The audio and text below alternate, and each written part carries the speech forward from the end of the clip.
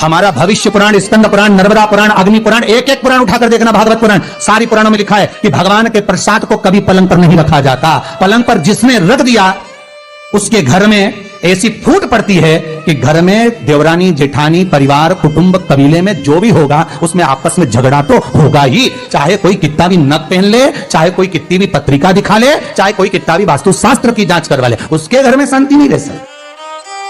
और दक्ष प्रजापति के जीवन में वो शांति नहीं होगी। जिसने ये प्रश्न किया था, प्रश्न बहुत अच्छा था, कम से कम लोगों को उसका फल तो मिला। आपको कोई बेलपत्र मिले, आपको कोई प्रसाद मिले, आपको कोई शंकर में महंकाल गए, वहां से माला दे दी। कई लोग शिरडी जाते हैं, शिरडी से माला दे देते हैं, माला को लेकर ना गाड़ी के आगे टांग दिया, टांगने के बाद गाड़ी चली जा रही, माला के फूल गिरे जा रहे, जमीन पर पड़ रहे, उसका दोष है। मंदिर गए, मंदिर से कुछ मिला, उसका दोष। अर्थात आप उसको अपमानित कर रहे हैं और उसका फल आपको भोगना पड़ेगा। उसका फल तो भोगना पड़ेगा। एक जरा सी इंगेजमेंट की अंगूठी, सगाई की अंगूठी जिस लड़की ने लड़के को पहनाई और लड़का उतार दे तो उसका मुंह देखना, वो उसी का, जगदम्बा का। लड़का भी उसको पहन के ही रखे, पहन के। और कोई पूछ ले सगाई की है, अच्छा तो सब शादी हो जाए, दूल्हे के दोस्त करें ले हम दूसरी चीज पहना रहे, वो पहले एंगेजमेंट की, सगाई की। क्यों रे भाई, जब एक पराई लड़की ने जो अंगूठी पहनाई उससे इतना लगाव हो गया कि बदल नहीं सकते, दूसरी इतनी सुंदर सुंदर पड़ी है नहीं पहन सकते क्योंकि उसने पहनाई, तो फिर भगवान के मंदिर से मिली हुई बेलपत्र, मिली हुई माला, मिला हुआ प्रसाद का भी तो मोल तत्व होना चाहिए कि वो भगवान ने पहनाया है, भगवान ने दिया है। वृंदावन में एक चीज बहुत देखने को मिलती है, बांके बिहारी के मंदिर के बाहर मालाएं मिलती हैं। बिहारी जी को माला दी, देकर गले में पहन ली, उस माला को उतार कर कई लोग ओटले पर रखकर चले जाते हैं, कई लोग दुकान पर पटक कर चले जाते हैं, कोई लोग गाड़ी के ऊपर डाल देते हैं, कोई लोग कहीं पटक देते हैं। उसका अपमान होता है, सम्मान नहीं है भगवान का। आप ये ना सोचे कि आप भगवान को सम्मान दे रहे हैं। आपको अगर माला किसी पंडित जी ने दी है तो उसको सम्मान। हमारे यहां आज भी ब्रजवासियों में एक नियम है कि गिरिराज बाबा पे चढ़ी हुई माला आज भी ब्रजवासी किसी के गले में नहीं पहनाते। आप जतिपुरा में जाकर देखना, एक से बढ़कर एक माला गोवर्धन नाथ जी को चढ़ती है। गले में गुलाब की फूल की माला गोवर्धन नाथ जी को चढ़ती है, मोगरे की माला गोवर्धन नाथ जी को चढ़ती है। पर जो ब्रजवासी जतिपुरा के हैं, वो जतिपुरा के ब्रजवासी कभी भी गिरिराज जी की माला किसी के गले में नहीं पहनाते। क्यों? हमारे ठाकुर की माला का एक एक फूल गिरेगा, पांव में जाएगा तो कितना कष्ट होगा। ये हमारे लाला का है, तो वो जतिपुरा के ब्रजवासी नहीं पहनाएंगे। पर कहीं कहीं देखने को मिलते लोग माला पहना रहे थे, क्योंकि आज के जमाने में लोगों को ढोंग ज्यादा प्रिय है, लोगों को प्रपंच ज्यादा प्रिय है, और उस प्रपंच में, उस ढोंग में लोग डूबते चले जा रहे हैं, डूब रहे हैं। बस करना है, एक ने करा, दूसरे ने चालू कर दिया, दूसरे ने करा, तीसरे ने चालू कर दिया, तीसरे ने करा, चौथे ने चालू कर दिया, और वो डूबते गए। शिव महापुराण की कथा करिए, शंकर भगवान से द्रोह करा है दक्ष प्रजापति ने। ना शंकर भगवान ने दक्ष प्रजापति का कुछ बिगाड़ा, ना दक्ष प्रजापति ने, फिर भी मन से जो कपट उत्पन्न हुआ है वो कारण केवल एक माला का था, केवल एक माला का। इसलिए प्रसाद पलंग पर रख दिया, वो श्रेष्ठ नहीं। भगवान का चढ़ा हुआ कोई चीज पलंग पर सोते समय रख लो, वो श्रेष्ठता नहीं है, वो दुख का कारण है। अब प्रश्न दूसरा आ जाता है कि महाराज मान लो हमने ऐसा करा तो उसका पश्चाताप कैसे करें, उस दोष को कैसे मिटाया जाए? तो उसका वर्णन है महाराज,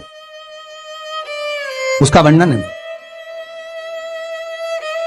एक नियम पुराने समय से चला आ रहा है, वही नियम आज फिर है कि मान लो दोष तो हो गया, तो कहा भगवान के द्वार का पहुंचा।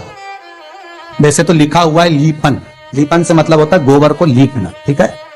अब आज के जमाने में कोई लीपने का तो क्रम रहा नहीं मंदिरों में, तो पहुंचा अपन मान लो कपड़े में पानी मिलाकर भगवान की चौखट को पोंछ दिया जाए, और पोंछ कर दोनों चौखट के दोनों ओर स्वस्तिक का निर्माण करा जाए, और स्वस्तिक का निर्माण कर उस पर 2 सफेद फूल रख दिए जाए महाराज, और उस पर सफेद फूल रखकर प्रणाम कर अपनी गलती की क्षमा मांगकर दोनों फूल को उठाकर घर में रख दिया जाए, तो जो क्लेश हो रहा होता है वो समाप्त हो जाता है।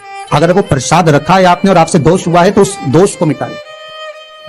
फिर वही वाली बात आ गई, समस्या बहुत है, ऐसा कोई व्यक्ति नहीं जिसको समस्या नहीं, पर ऐसी कोई समस्या नहीं जिसका कोई हल नहीं।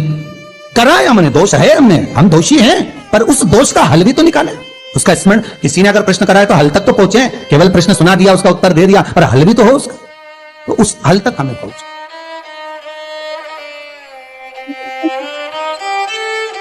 भगवान की भक्ति को हम धारण कैसे कर सकते? स्मरण कैसे कर सकते? तो जहां पर आप रहे थे, गलती होती है, मनुष्य देह मानव का शरीर है, होगी। हां, एक चीज और याद रख लीजिए, मान लो आप औषधि के रूप में कोई बेलपत्र लेकर आ रहे हो, औषधि के रूप में कोई पत्ती लेकर आ रहे हो, और वो कहा कि औषधि के लिए है, ये रखो आप पलंग पर, तो भले रख सकते। औषधि के रूप में मांग कर लाए हो तो, वो भी मांग कर लाए हो तो,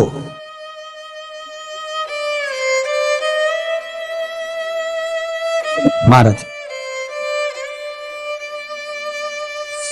रुद्राक्ष की माला हो चाहे तुलसी की माला हो, जिन मालाओं को हम पहनते हैं, तो कई लोग कहते हैं क्या रात को सोने से पहले इसको उतार दिया जाए?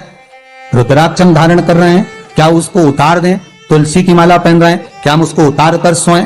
महाराज मीरा चरित्र, कर्मा चरित्र, नरसिंह चरित्र और आदिकाधिक भक्तमाल के जितने चरित्र हैं वो वर्णन करते हैं कि गले में हमने जो माला धारण कर रखी है, हो सकता है हमने रात को उतार दिया सोने से पहले और रात को ही प्राण चलेगा, तो ये तो हमारे गले में रहे, मना नहीं है, पर एक नियम है अग्नि पुराण का कि गले में चाहे रुद्राक्ष की माला हो, गले में चाहे तुलसी की माला हो, गले में आप जिस माला को धारण कर रहे हो, कोई पेंडिल पहन रहे हो, कोई देवी देवता को धारण कर रहे हो, किसी देवता का आप गोप धारण कर रहे हो, किसी देवता की आपने कोई गोप, कोई माला, कोई धागा पहन कर रखा है, तो शास्त्र कहता है, अग्नि पुराण कहती है, माता संध्या और सूर्य देवता का जो स्तोत्र वर्णन कर रहा है कि स्वयं सूर्य देव संध्या देवी को कह रहे हैं कि हे संध्या, रात्रि में शयन करने वाला जीव गले में पड़े हुए देवतुल्य मालाकंठी को जब अपने नैनों से लगाकर विश्राम करता है तो उसको दोष नहीं लगता है। यह सूर्य संध्या को कहे।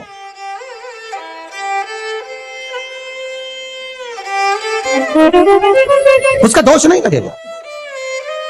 आपके गले में रुद्राक्ष पड़ा है, कौन कहता है कि उतारो उसको, पहने रहो, वो तो आपका सेफ्टी है, आपका कवच है, कौन कह रहा है? महाराज उसका स्मरण आप सोएं उससे पहले नैनों से लगा लें कि प्रभु आपके चरणों को धारण कर कर मैं विश्राम कर रहा हूं। नैनों से लगाने से क्या होता है? सूर्यदेव ने संध्या से कहा, जिस माला को, जिस कंठी को हम नैनों से लगा लेते हैं सोने से पहले, भगवान हमारे जैसे ही नेत्र हम बंद करते हैं वैसे ही भगवान भी हमारे नेत्रों में जाकर विश्राम कर लेते हैं। फिर भगवान उस माला और कंठी में नहीं रहते, हमारे नेत्रों में जाकर विश्राम कर लेते हैं। फिर आप आराम से सोएं, विश्राम करें, उसका कोई